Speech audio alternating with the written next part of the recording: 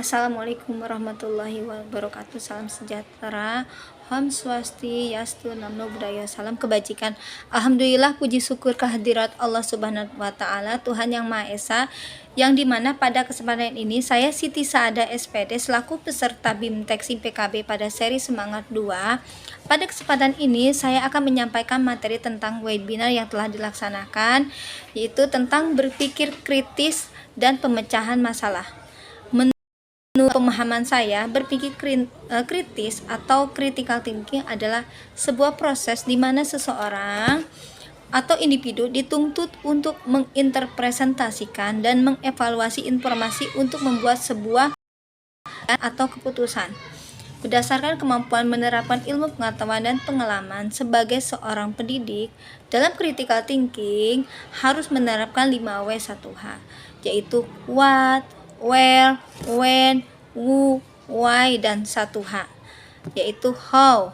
Problem solving adalah kemampuan mengidentifikasikan masalah, menentukan sumbernya,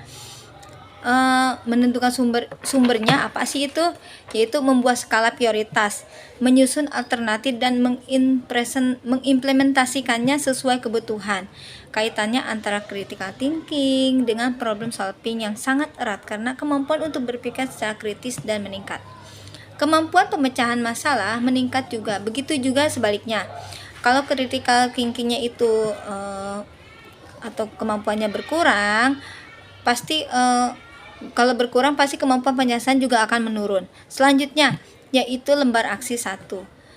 Fakta adalah informasi yang dibuktikan dengan bukti nyata atau objektif. Sedangkan opini adalah hasil pemikiran atau pemikiran tentang suatu hal atau keadaan atau peristiwa yang dapat berupa pendapat, pemikiran, atau pendirian seseorang. Nah, ada beberapa tips.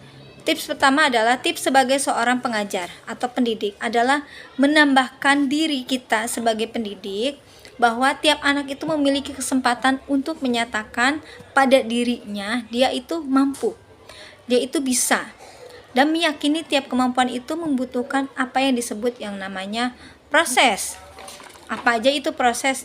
Nah, selanjutnya yaitu ada tips-tips selanjutnya, yaitu menumbuhkan rasa percaya diri.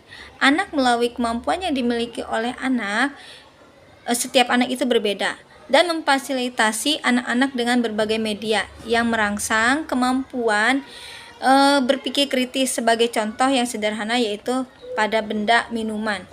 Contoh ini nih, benda minuman aqua ini. Kita dapat menerapkan 5W1H.